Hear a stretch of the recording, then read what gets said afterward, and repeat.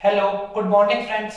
तो अपने जो कल नाउन्स की थी, जो पीछे वाली वीडियो में अपने नाउन्स की थी, यानी जो नाउन्स हमेशा सिंगुलर यूज होती है, उनके जो एग्जांपल्स थे वो यहाँ पर अपने एग्जांपल्स देखते हैं।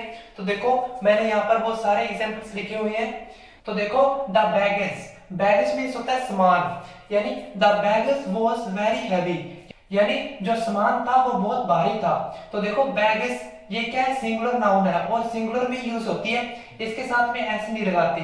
तो यहाँ पे जो वर्ब आएगी वो भी सिंगुलर आएगी, तो यहाँ पर वर्ब नहीं आएगा, वॉज आएगा।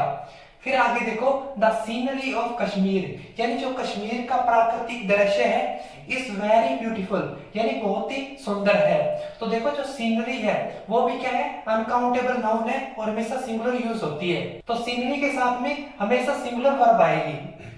तो देखो जो सीनरी है इसके साथ में भी हमेशा सिंगुलर वर्ब आएगी, यानी इज आएगा।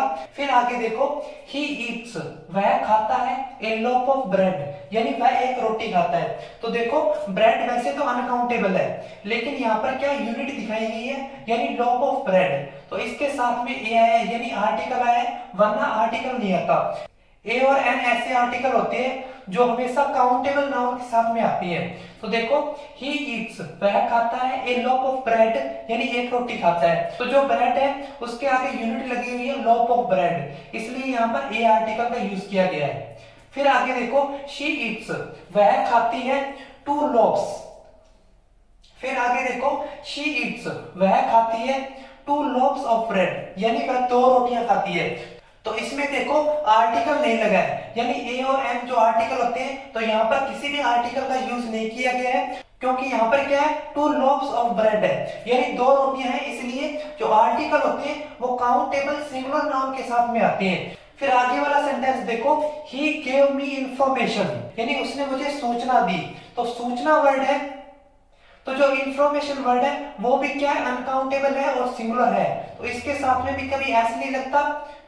फिर देखो आगे वाला सेंटेंस, द इक्विपमेंट, इक्विपमेंट का मींस, इक्विपमेंट का मतलब होता है उपकरण, इन द फैक्ट्री, कारखाने में, इज ओल्ड, यानी पुराने हैं। यहाँ पर देखो जो इक्विपमेंट है वो भी क्या, अनकाउंटेबल नाउन है और सिंगुलर है, तो जो हमेशा सिंगुलर के लिए क्या होगा, सिंगुलर वर्ब का यूज होगा।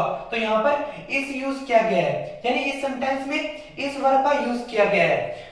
फिर आगे वाला सेंटेंस देखो, द फर्नीचर, फर्नीचर मींस होता है लकड़ी का सामान। फॉर एग्जाम्पल मेज, सोफा, फॉर एग्जाम्पल मेज, कुर्सी, सोफा, पलंग इत्यादि। The furniture in our house, यानी हमारे घर में जो फर्नीचर है, इज वेरी ओल्ड, यानी वो बहुत पुराना है। तो यहाँ पर देखो फर्नीचर क्या है, अनकाउंटेबल नाउन है और सिंगुलर है। तो देखो जो फर्नीचर है वो क्या है, सिंगुलर नाउन है और सिंगुलर के साथ में हमेशा सिंगुलर वर्ब का यूज किया जाता है। फिर आगे देखो, I have much work to do, मुझे बहुत काम करना है। तो इसमें जो वर्क है वो क्या है, अनकाउंटेबल नाउन है, तो यहाँ पर जो वर्क है वो अनकाउंटेबल नाउन के रूप में यूज किया गया है। तो देखो यहाँ पर नोट में लिखा हुआ है, वर्क के आगे एस लग जाए तो साहित्यिक रचना हो जाता है, यानी इसका मीनिंग बदल जाता है। और यहाँ पर वर्क का मतलब है कार्य। फिर देखो मैनी, इन्हें एडजेक्टिव भी कहते हैं और डिटरमिनर भी कहते हैं। मैनी मींस होता है अनेक या बहुत सारे, ये काउंटेबल प्लूरल नाउन के साथ में यूज होते हैं। फिर आगे देखो मच, इसका हिंदी में मतलब होता है ज्यादा, अधिक मात्रा में या बहुत मात्रा में। ये अनकाउंटेबल नाउन्स के साथ यूज किए जाते हैं। तो देखो वर्क है जो क्या है, अनकाउंटेबल है, तो इसके साथ में मच का यूज किया गया है। आगे वाला एग्जांपल देखो, माय अंकल हैज 3 इशू, यानी मेरे अंकल की 3 संतान है। ए सन, एक बेटा, एंड 2 डॉटर्स, यानी 2 बेटियां हैं, यानी मेरे अंकल के एक बेटा और 2 बेटियां हैं।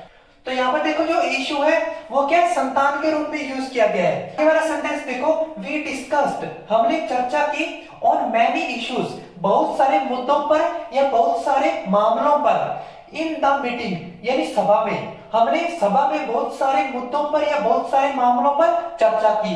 तो यहाँ पर इश्यूज है, यानी इशू के आगे ऐसा लग गया, इश्यूज। तो यहाँ पर जो इशू है वो क्या मुद्दों के रूप में या मामलों के रूप में यूज किया गया है। तो आगे वाला सेंटेंस देखो, we went to the woods, हम जंगल में गए। देखो वुड मींस होता है लकड़ी, और वुड के आगे एस लग जाता है तो वुड्स बन जाता है, इसका मीनिंग बदल जाता है, तो वुड्स मींस हो जाएगा जंगल। We went to the woods, हम जंगल में गए टू गेट सम वुड, कुछ लकड़ियां लेने के लिए, यानी हम जंगल में कुछ लकड़ियां लेने के लिए गए। तो देखो वुड्स का यूज है वो तो क्या वन के रूप में किया गया है, और वुड का यूज है वो लकड़ी के रूप में किया गया है। फिर देखो सम, इसे डिटरमिनर भी कहते हैं और एडजेक्टिव भी कहते हैं। इसका हिंदी में मतलब होता है कुछ या थोड़ा। इसका काउंटेबल प्लूरल नाउन के साथ में यूज किया जाता है एंड अनकाउंटेबल नाउन्स के साथ में यूज किया जाता है। यहाँ पर मैंने यूज किया है सम वुड, कुछ लकड़ियां। ऐसे मैं आपको एग्जांपल देता हूं, मैंने कहा सम बॉयज, कुछ लड़के, सम गर्ल्स, कुछ लड़कियां, सम स्टूडेंट्स, कुछ विद्यार्थी।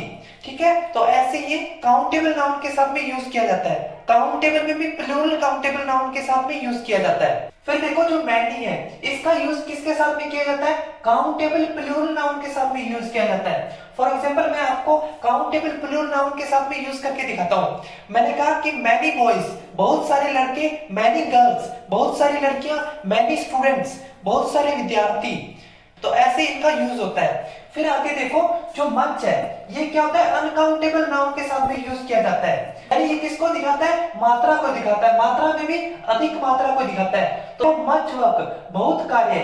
तो हमने जो हमारा पहला रूल था, यानी सिंगुलर नाउन्स का जो रूल था, जो नाउन हमेशा सिंगुलर रहती है, उन सबके एग्जांपल देख लिए।